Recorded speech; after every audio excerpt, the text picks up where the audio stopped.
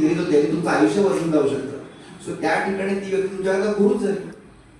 त्यामुळे गुरु असेही नाही की फक्त वयाने मोठे असतील, तुमच्या समवयीन असतील, कदाचित तुमच्यापेक्षा एखादी लहान व्यक्ती येऊन पण तुम्हाला काहीतरी सांगून जाईल. आणि गुरु एकच असेल असंही नाहीये. म्हणजे भगवान दत्तात्रय यांचे किती गुरु होते माहिती तुम्हाला? भगवान दत्तात्रय म्हणजे कोण? दत्त.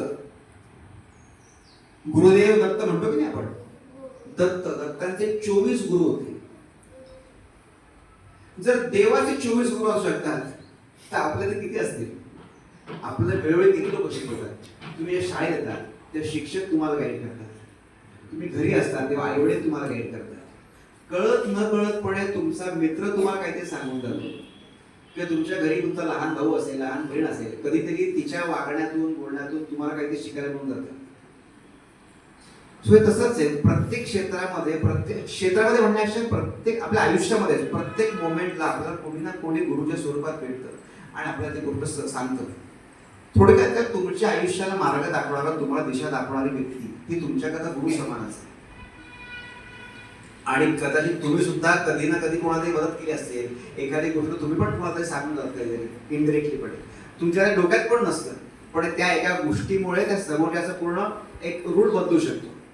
तसंच इकडे सुद्धा आहे की आमचे दिग्दर्शक त्या ठिकाणी आम्हाला त्या क्षेत्रामध्ये आमचे गुरु समान असतात, लेखक असतात की जे आम्हाला गाईड करतात.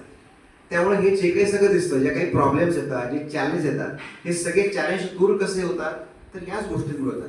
सो टीम वर्क हे फार महत्वाचं आहे. आपण शाळेत सुद्धा तुम्ही ज्या खेळ खेळतात, म्हणजे कुठलाही खेळ घ्या, मैदानी खेळ घ्या, हा टीम शिवाय शक्य आहे का? कबड्डी घ्या, खो खो घ्या, पकडापकडी, लपाछपी, छोटे गेम घ्या, एकट्याने शक्य आहे गेम कुठला? एकट्याने आपण कुठला खेळ खेळतो का? नाहीच खेळत ना. क्रिकेट, फुटबॉल कुठले असेल, टीम लागते. आणि खेळ तर तुम्हाला सगळ्यात चांगलं टीम वर्क शिकवतो. जेव्हा क्रिकेटमध्ये तुम्ही 11 प्लेयर्स खेळतात, तर त्या 11च्या 11 प्लेयर्सचं एक मत पाहिजे, एक फोकस पाहिजे, एक एम पाहिजे, तेव्हा तो गेम जिंकू शकतात की नाही? सो तुम्हाला खेळ सुद्धा तुम्हाला खूप काही शिकवतो.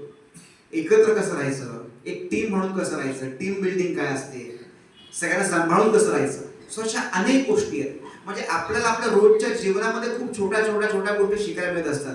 फक्त आपण आपले डोळे उघडे ठेवले ना, त्यामुळे खूप काही शिकू शकतो. आणि प्रेशर अजिबात घ्यायचं नाही कुठल्या गोष्टी. म्हणजे मजा करत शिका, सुद्धा मजा करत, आणि सगळ्याच गोष्टीमध्ये एन्जॉय करा. आणि हे खूप खूप सुंदर मोमेंट आहे शाळेमधले. आता हे तुमचे जे आहेत ना, हे सगळ्यात बेस्ट मोमेंट आहे. तुम्ही एकदा थोडे मोठे झालात की मग जॉब आलं, मग धावपळ आली, रेस आली, सगळ्याच गोष्टी आल्या.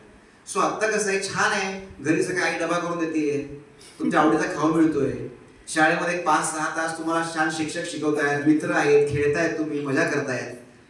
संध्याकाळी तुम्हाला म्हणतं की मला बाहेर जायचंय, बागेत जायचंय, जे काही आहे सगळ्या गोष्टी होत आहेत मनाप्रमाणे.